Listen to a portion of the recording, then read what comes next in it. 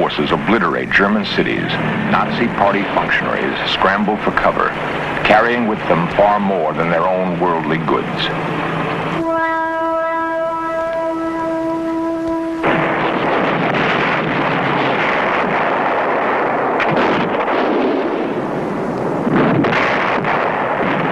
D-Day, the 6th of June, to the complete collapse of German military strength, a brief 8 months had gone by.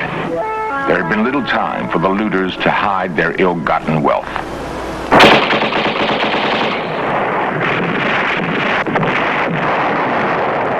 By war's end, hundreds of millions of dollars in jewels, gold, and artworks were being stuffed into strong boxes to be hidden in the most unlikely places. The Plunder set off one of the greatest treasure hunts in history. Some of the treasures were buried in an Austrian salt mine during World War II. Some were recovered. Many remain unfound to this day.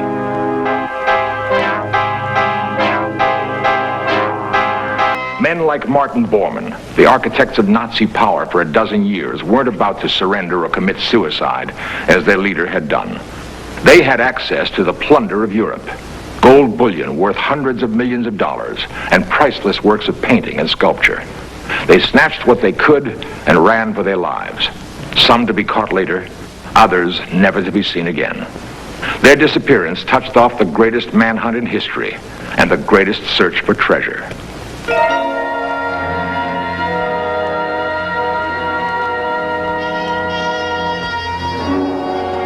As Berlin fell, more than 500 top-ranking Nazis disappeared from sight. They took to the roads, wearing civilian clothes and using any means of transportation they could beg, borrow, or steal. The stolen treasures they carried were to be passports to a new life. The departure from Berlin of Nazi leaders was a far cry from their triumphant marches through conquered cities just 6 years earlier.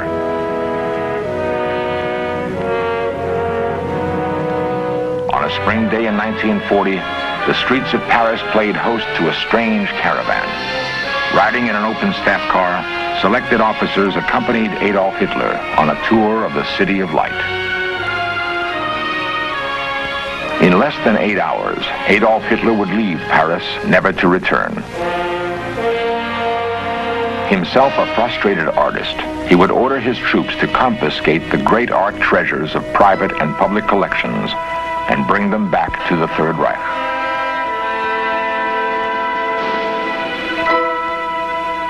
Art historians have often attempted to trace the plundering that occurred during the Nazi occupation of Western Europe. But an impossible jungle of documents has subverted most of their attempts. Like children playing with newfound toys, Hitler and Göring examined each new collection that was brought to Germany.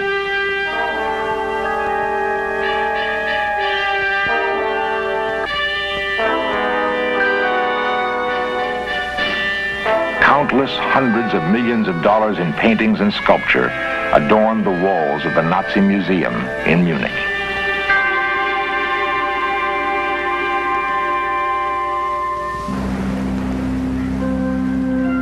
Still other great treasures were hidden in a 15th century castle called Neuschwanstein. The castle was the creation of Ludwig II, the Mad King of Bavaria.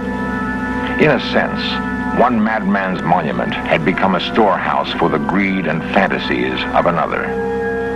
For a time, Ludwig's collection of cheap glass and plaster fixtures was dignified by some of the finest works of Europe's old masters. As World War II ended, American GIs were sent to the castle to recover its treasures. What they found were the works of incomparable artists, haphazardly grouped with paintings of little or no merit.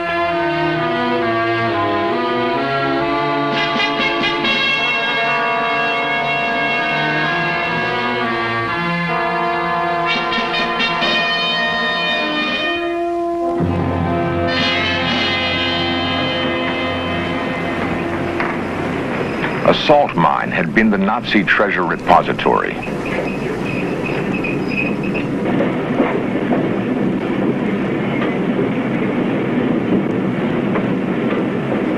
perfectly controlled humidifier, an elaborate vault had been created in which the paintings could be safely housed. To this day, the salt mine remains. It is possible to enter each of the wood-clad rooms and conjure up images of rack upon rack filled with priceless art.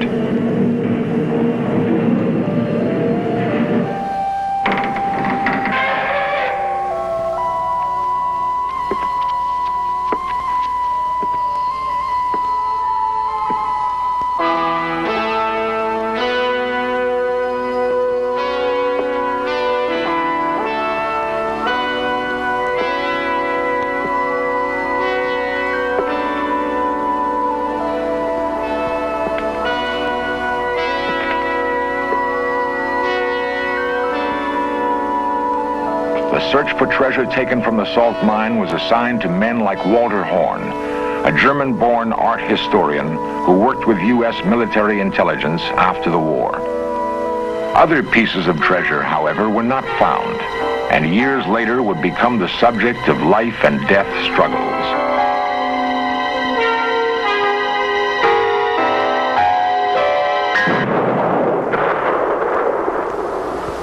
Trainloads of priceless treasure rolled across the German countryside. Hitler's officers made sure the plunder of Europe was complete. It included the most precious thing of all, humanity. Hundreds of thousands of Jews would be herded aboard Hitler's trains. Many would die of starvation along the way. The trains leaving collection centers throughout Europe were expressions of fundamental Nazi philosophy. To be other than German was to be inferior. To be Jewish was to be despised. At the end of the line were the concentration camps.